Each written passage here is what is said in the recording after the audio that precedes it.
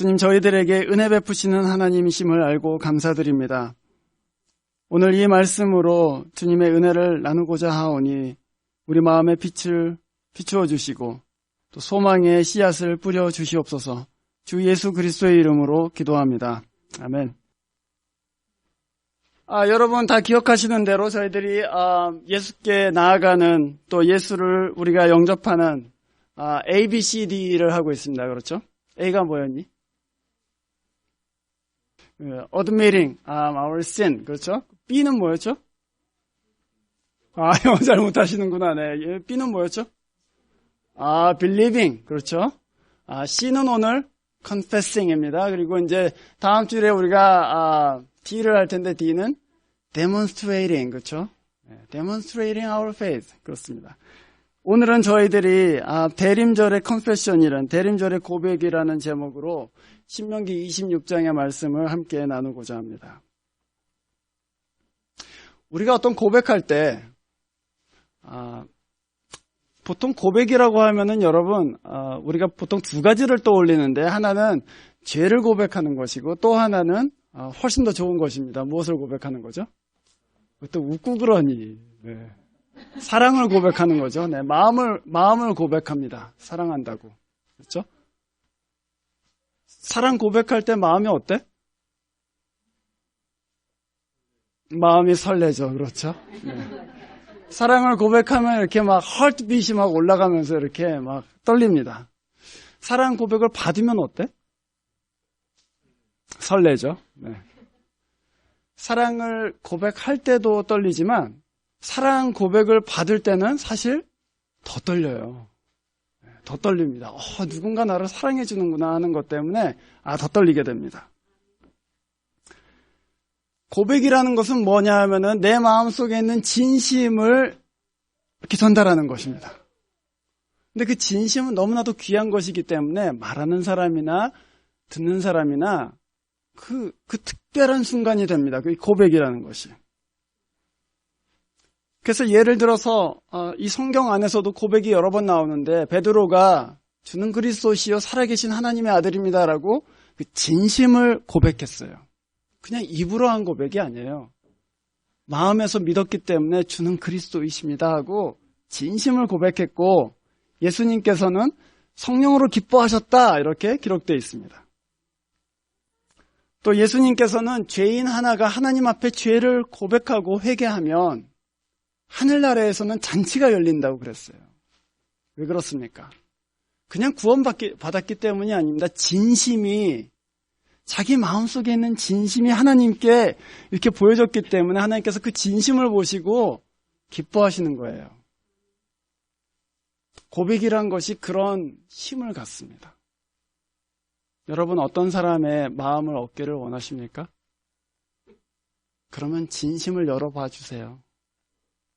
여러분 마음에 있는 진심을 나눠주세요. 그러면 그 사람과 그 사람의 마음을 얻을 수가 있게 돼요. 그러나 여러분이 여러분의 진심을 감추고 있으면 거기에는 사실은 같이 겟투게더 할 수는 있지만 마음이 나눠주지는 않는 것이죠. 고백이 갖고 있는 힘이 바로 그와 같습니다. 오늘 본문에서는 고백하는 한 사람이 나옵니다. 이 사람은 하나님께서 주신 땅에 이제 들어가서 그 땅에서 1년 동안 농사를 짓고 장사를 하고 가축을 기르고 하다가 정해진 때에 하나님의 성전 앞으로 와서 제사를 드리려고 자기 재물을 갖고 온 사람입니다. 이 사람은 자기 그 밭에서 난 곡식의 첫 번째 열매를 광주리에다 담아서는 성전으로 나왔습니다. 그러고서는 그 첫 제물을 하나님 앞에 드리고서는 오늘 여러분이 보시다시피 5절부터 하나님 앞에서 고백을 시작합니다. 여러분 5절 말씀 한번 보시죠. 이렇게 고백합니다. 내 조상은 유리아는 아람 사람으로서 소수의 사람을 거느리고 애굽에 내려갔었습니다. 거기서 살다가 크고 강대하고 번성했었는데 거기에 있는 사람들이 우리를 못 살게 하고 또 힘들게 해서 7절에 보니까 우리가 우리 조상의 하나님 여호와께 부르짖었더니 하나님께서 우리를 들으셨고 우리의 어려움을 보셨고 우리를 애굽에서 인도해내셨고 그리고 이 땅 가운데로 우리를 들여보내셨습니다. 이렇게 고백했습니다. 그런데 여러분 잘 보니까 7절에 보면 이 사람이 어려움 받을 때 우리 하나님 또는 내 하나님께 내가 부르짖었습니다. 이렇게 얘기하지 않았어요. 우리 조상의 하나님께 부르짖었습니다. 이렇게 얘기했어요. 우리 조상의 하나님께 부르짖었다. 여러 가지 의미가 있을 수 있겠지만 아직까지 경험하지 못한 거예요. 귀로는 들었어요. 하나님이란 분이 우리를 와치오버하고 계시는데 그분을 의지하면 좋은 일이 생긴다더라 하고 귀로는 들었어요. 하지만 그분은 조상의 하나님이에요. 아직 내 하나님이 아니에요. 그런데 어려운 상황이 되고 애굽 사람들이 막 괴롭히고 그러니까 이름을 불러야 되겠는데 뭐라고 불러야 되나 하다가 우리 조상의 하나님을 불렀어요. 그랬더니 그 하나님께서 응답하셨다는 거예요. 응답하시고 나면은 그 하나님은 이제 더 이상 조상의 하나님만이 아닙니다. 그 하나님은 누구의 하나님이 되십니까? 나의 하나님이 되시죠. 나의 하나님이 되세요. 내 어머니가 믿었던 하나님, 내 아버지가 믿었던 하나님에서 그분은 나의 하나님이시구나. 나를 들으시는구나. 하고 그 하나님께 대한 믿음이 생기기 시작하죠. 그게 바로 비밀이에요. 모든 사람이 알고 있어요. 이 성경은 번역이 안 될 언어가 없을 정도로 많은 언어로 번역되어 있고 여기에 증거된 하나님은 거의 대부분의 사람한테 알려져 있습니다. 하지만 그 하나님을 나의 하나님이라고 부를 수 있는 사람은 많지 않습니다. 그 하나님을 불렀고 조상을 통해서 들었던 하나님을 불렀고 하나님이 내게 응답하셨기 때문에 그분은 나의 하나님이 되셨습니다. 그것이 오늘 이 믿음의 비밀이요 고백입니다. 그래서 오늘 여러분 이 믿음의 비밀을 이 사람이 어떻게 고백하는지 그 고백의 내용을 저희들이 따라가고자 합니다. 7절부터 여러분이 보시는 대로 이 사람은 하나님을 4가지로 고백했어요. 첫 번째, 하나님이 들으셨다. 두 번째, 하나님이 보셨다. 세 번째, 하나님이 구해내셨다. 그리고 마지막으로 하나님이 인도하시고 주셨다. 그렇게 고백했습니다. 그래서 그 4가지로 저희들이 한번 은혜를 나누고 싶은 것이죠. 7절에 보시면 이렇게 되어 있습니다. 애굽 사람들이 우리를 괴롭히고 중역을 시킴으로 우리가 우리 조상의 하나님 여호와께 부르짖었더니 cry out to God 했더니 여호와께서 우리의 음성을 들으셨다. 그랬어요. 하나님이 우리를 들으셨다. 여러분 그것처럼 엄청난 비밀이 어디 있어요? 아무도 볼 수 없어요. 하나님은. 하지만 하나님의 들으심을 경험한 사람은 그가 나를 듣고 계십니다라고 말할 수 있는 거예요. 그게 비밀이에요, 여러분. 아무도 그냥 우연처럼 그렇게 된 거지. 네가 운이 좋아서 그렇게 그 상황에서 벗어난 거지. 운이 좋아서 그렇게 장학금이 된 거지. 운이 좋아서 그렇게 좋은 사람 만난 거지. 이렇게 얘기하는데 No.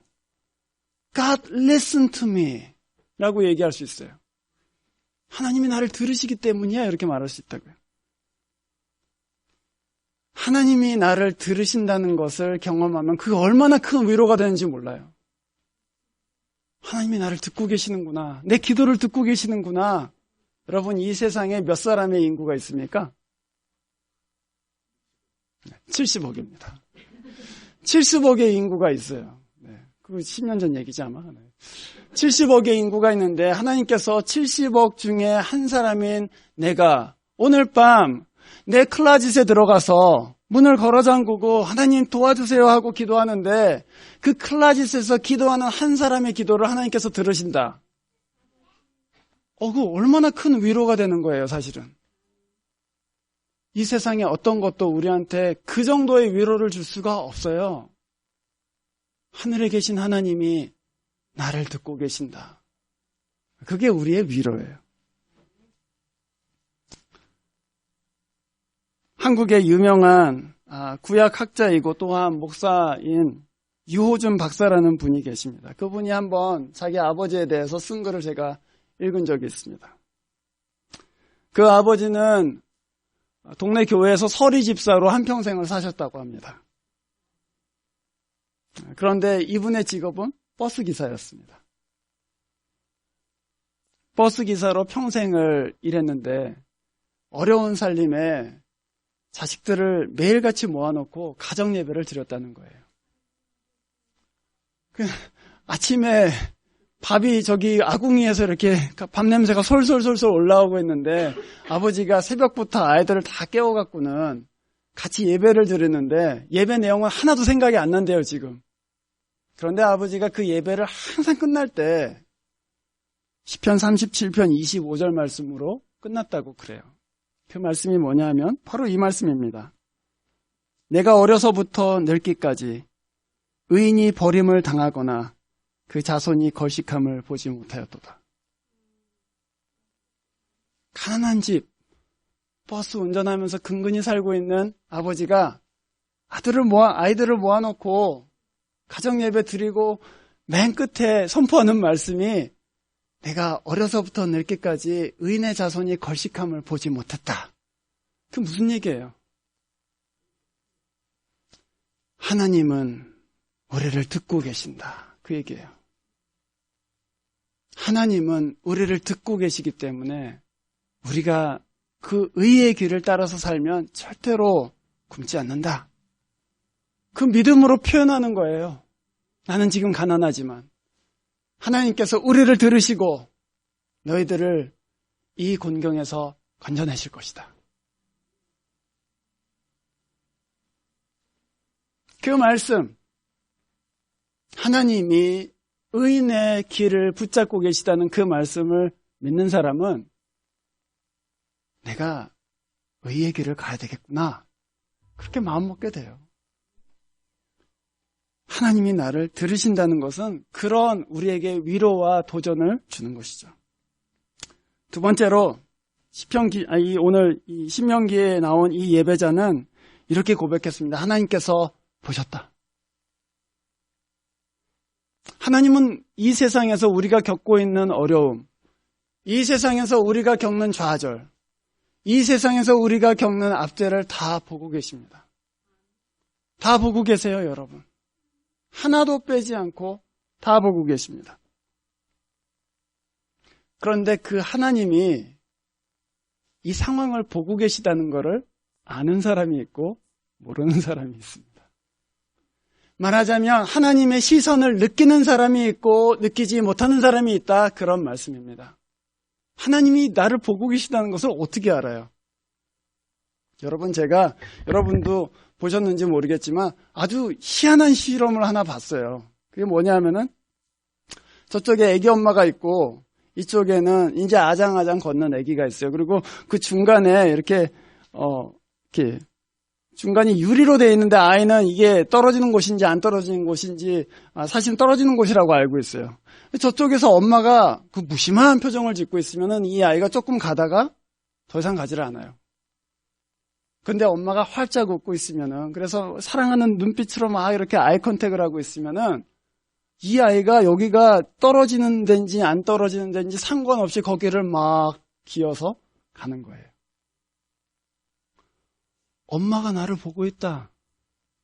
엄마가 나를 사랑하고 있다. 그 시선을 아이들이 느끼기 시작하면 이 아이 안에 두려움이 없어져요. 그래서 막 걸어간단 말이에요. 하나님이 우리를 보고 계신다. 하나님의 시선이 느껴지십니까, 여러분? 하나님이 나를 보고 계신다. 하나님이 다 알고 계신다. 그 시선을 여러분 느끼고 계시냐고요. 그럼 그건 믿음의 비밀이에요. 주님이 우리를 보고 계신다. 얼마나 강력한 말인지 몰라요. 제가 대학 다닐 때 한참 아주 유명했던 한 목사님이 계신데 그때는 권사님이었죠. 원정수 목사님이라는, 지금 목사님 되셔서 원정수 목사님이라는 분이 계십니다.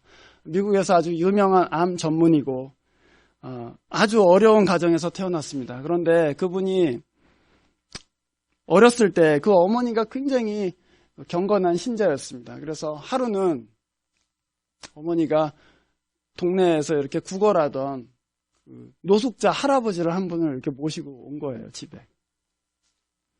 그래서 자기 아들 보고 네가 좀 씻겨드려라 그랬어요.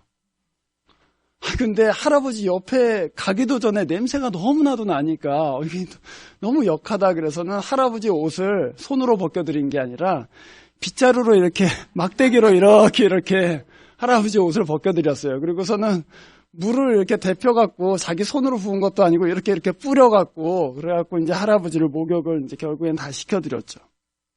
고등학교 때 그게 너무 싫었다는 거예요. 왜 그런 지저분한 사람들 데리고 와갖고 이렇게 고생하게 만드나. 근데 그 권사님이 나중에 이제 하나님을 만나게 됐어요.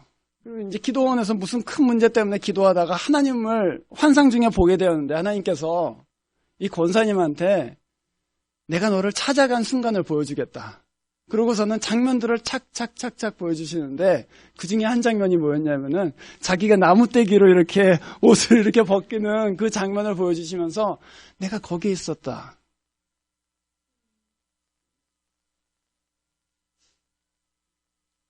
내가 너를 보고 있었다. 네가 엄마가 시킨 것이지만 내 더러운 옷을 벗겨주고 씻어주고 먹을 것을 준 것을 내가 보고 있었다. 여러분, 우리가 나중에 예수님 앞에 가면은 심판받는다고 하잖아요. 근데 심판은 좋은 심판이기도 하고 나쁜 심판이기도 해요. 저는 한번 상상을 해보면 하나님께서 우리를 어떻게 심판하실까 좀 현대적으로 상상을 해보기도 합니다. 아마 나를 여기다 앉혀놓고 하나님께서 슬라이드를 틀어주시지 않을까. 파워포인트를 이렇게 띄워주시면서 주님께서 정말 믿음으로 살았던 장면들을 착착착착착 보여주시고 또 내가 실패했으나 하나님께서 도와주신 장면들을 착착착착 보여주시지 않을까 그런 생각이 들어요. 요점은 뭐냐면 여러분 하나님이 보고 계십니다. 그것은 두려운 말씀이 아니고 위로가 되는 말씀이에요. 스데반이 사도행전 7장에 보면 유대인들의 박해를 받아서 이제 죽는 장면에 이르릅니다. 그런데 스데반이 그 돌에 맞아가면서 뭐라고 외치냐면 보라 하늘이 열리고 인자가 하나님 보좌의 우편에 서신 것을 보노라 그렇게 얘기했어요. 거기서 인자라는 것은 예수 그리스도를 얘기하는데 그 예수 그리스도가 하나님 보좌 우편에 사실은 앉아 계셔야 되는 거 아니에요? 그런데 서 계신다고 그랬어요. 계시록에 보면 다 앉아 있는데 사도행전 7장에서 스데반이 그 하늘이 열린 것을 봤을 때는 그분은 보좌 우편에 서 계셨어요. 왜 서 계셨겠습니까, 여러분? 앉아서 볼 수 없는 거예요. 내 종이 저기서 내 이름을 위해서 돌에 맞아서 죽는데 그걸 앉아서 볼 수 없는 거예요. 그래서 예수님께서 말하자면 서서 응원하고 계시는 거예요. 내 종아 거기서 싸워라. 조금만 더 달려라. 조금만 더 참아라. 그러고서는 예수님께서 앉아서 보시는 것이 아니고 마치 여러분 베일러 풋볼이 막 경기가 격해질 때 앉아서 볼 수 있습니까?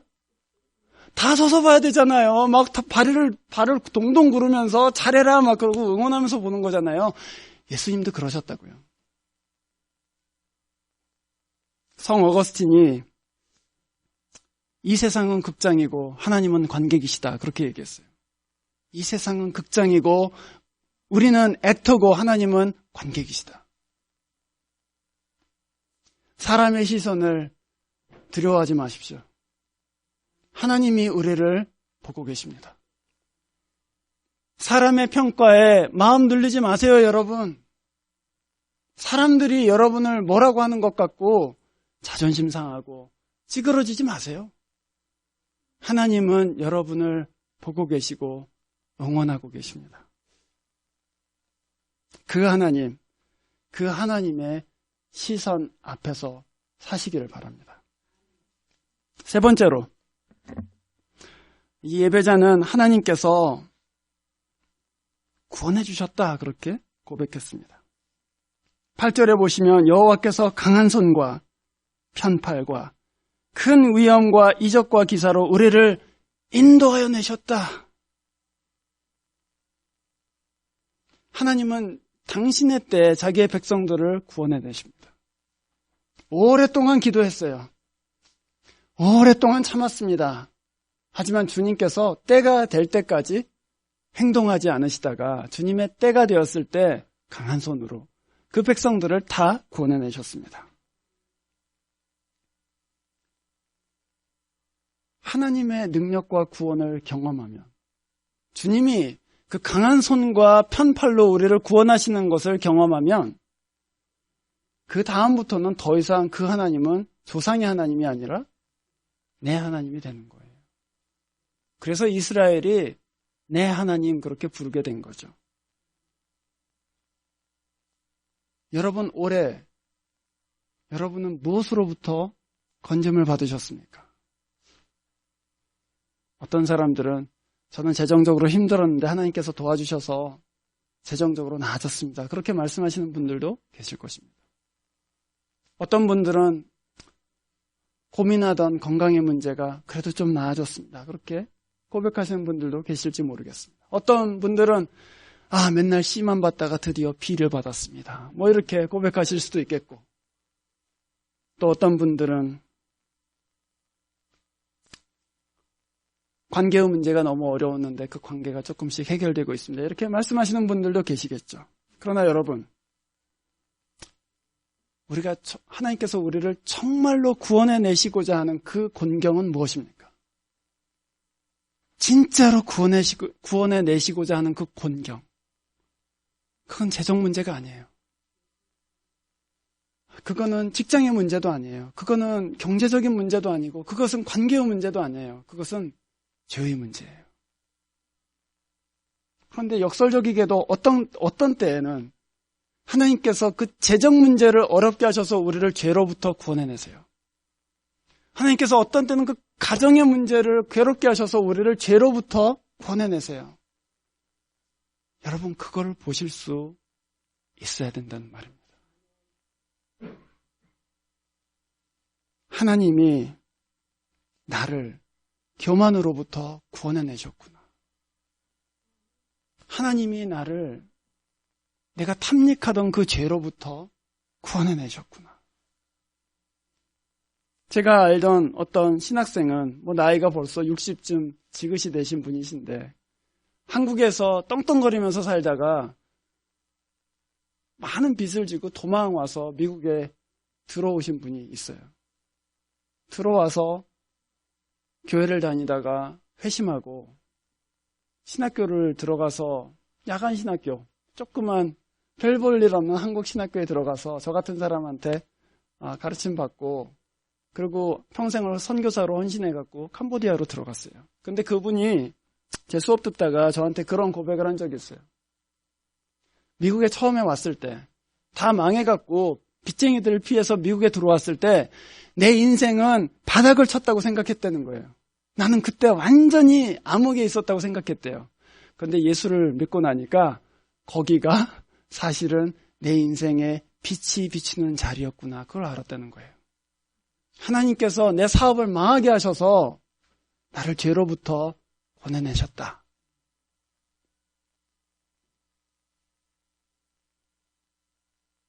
주님은 우리를 구원해내십니다. 주님은 우리를 죄로부터 구원해내시고, 주님은 우리를 곤경으로부터 구원해내십니다. 마지막으로 8절에 보시면은 주님은 인도하여 내셨고 이곳으로 인도하사 이 땅, 젖과 꿀이 흐르는 땅을 우리에게 주셨습니다. 그렇게 고백했습니다. 여러분, 이 연말에 여러분께서 하나님을 향해서 갖고 계신 감사의 제목들이 여럿 있을 줄로 저는 압니다. 일기 쓰고 계시는 분 계시죠? 아무도 안 계세요? 저는 이맘때쯤 되면은 1년 동안 쓴 일기들을 1월 1일부터 12월까지 쭉 보면서 월별로 하나님께서 하신 일들을 기록합니다. 그렇게 보면 하나님 정말 많은 일을 행하셨구나 라는 것을 알게 되죠.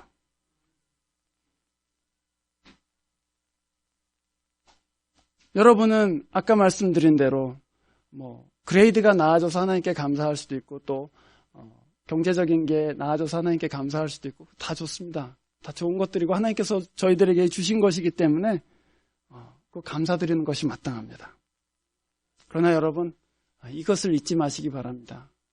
하나님이 우리를 궁극적으로 들어가게 하시는 그 젖과 꿀이 흐르는 땅은 이 땅이 아닙니다. 그 땅은 하나님의 나라입니다. 그 땅은 하나님 나라예요. 우리가 궁극적으로 하나님께서 우리를 궁극적으로 인도하시는 그 땅은 이 땅에서 잘 먹고 잘 사는 것이 아니고 하나님 나라라고요. 우리의 기업은 이 땅에 속해 있지 않습니다. 우리의 기업은 하늘에 속해 있습니다.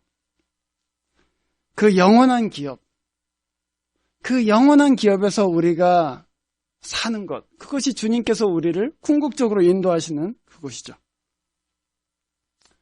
그래서 디모데전서 3장 13절에 보면 바울이 이렇게 얘기합니다. 교회에서 잘 섬긴 사람들 또는 집사의 직분을 잘 감당한 사람들은 아름다운 지위와 그리스도 예수 안에 있는 믿음의 큰 담력을 얻느니라. 아름다운 지위, excellent standing 이렇게 얘기했어요. 그 나라에서 excellent standing 갖게 될 것입니다. 그 얘기예요. 여러분, 이 연말에 우리가 바라는 것들 이루어져서 하나님 앞에 감사하는 것도 있고 또 경배하는 것들도 있지만 그러나 여러분 거기서 멈추지 마시고 궁극적으로 우리를 인도하시는 곳이 어디인지를 생각해 보시길 바랍니다. 거기다가 여러분의 소망을 붙들어 매세요. 여기에다 붙들어 매지 마시고 거기에다 붙들어 매세요. 자, 이제 그러면은 어떻게 고백할 것인가? 우리가 하나님은 들으셨다, 하나님은 보셨다, 하나님께서는 구원해내셨다, 그리고 하나님께서는 인도해내시고 또 주셨다, 그렇게 고백했습니다. 어떻게 고백할까요, 우리? 첫 번째로 3가지로 말씀드리겠습니다. 첫 번째로 예배자는 자기 소산의 첫 열매를 하나님께로 갖고 왔습니다. 여러분 하나님께 좋은 것 들으시기를 바랍니다. 좋은 것으로 하나님 섬기세요. 시간을 들여도 좋은 것으로, 물질을 들여도 좋은 것으로, 내 힘과 능력을 들여도 좋은 것으로 하나님께 드리기를 바랍니다. 주님께 여러분의 마음을 표현할 때 거기에 합당한 것으로 하나님께 드리실 수 있기를 바랍니다. 두 번째로 어떻게 고백할 것인가? 입으로 고백하세요, 여러분. 그냥 아시잖아요. 뭐 이렇게 생각하지 마시고 입으로 고백하세요. literally 입으로 고백하시라고요. 하나님이 무엇을 행하셨는가를 여러분 제가 practically 알려드릴게요. 여러분 집에 앨범들 갖고 계시죠? 우리 가정들은 다 앨범 있으실 거예요. 그 앨범에 한 해가 갈 때마다 가족들끼리 모여서 또는 두 부부가 앉아서 올해 하나님께 감사한 제목들이 이런 것이다. 그것을 적으세요.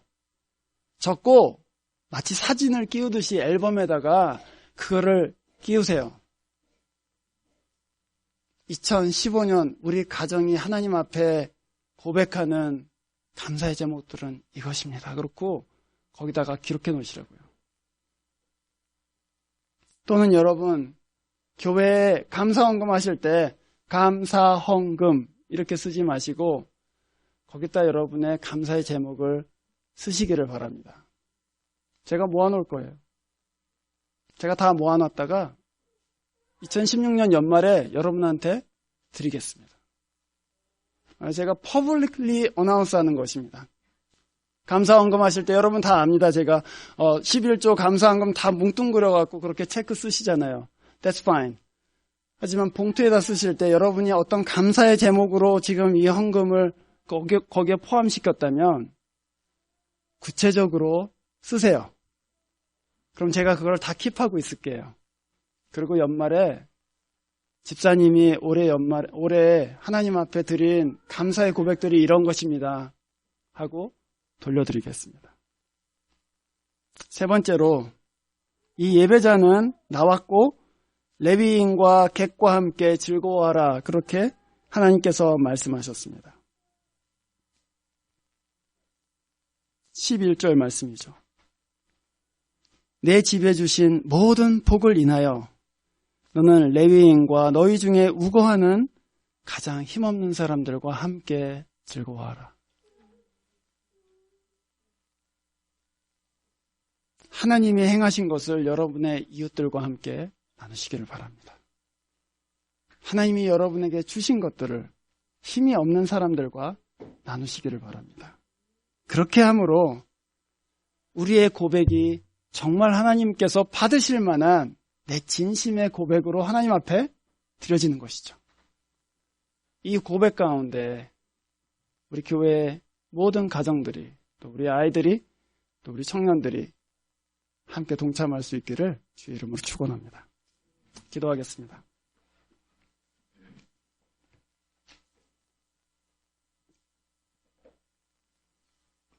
주님, 저희들이 하나님께서 들으시고 보고 계시며 또한 구원해내시고 복 주시는 것을 감사하고 또한 고백합니다.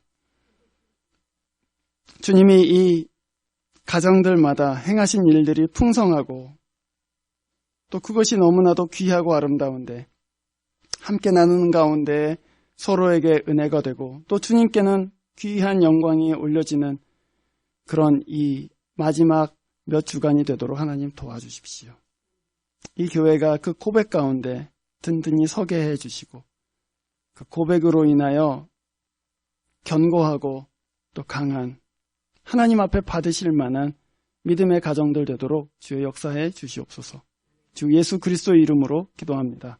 아멘.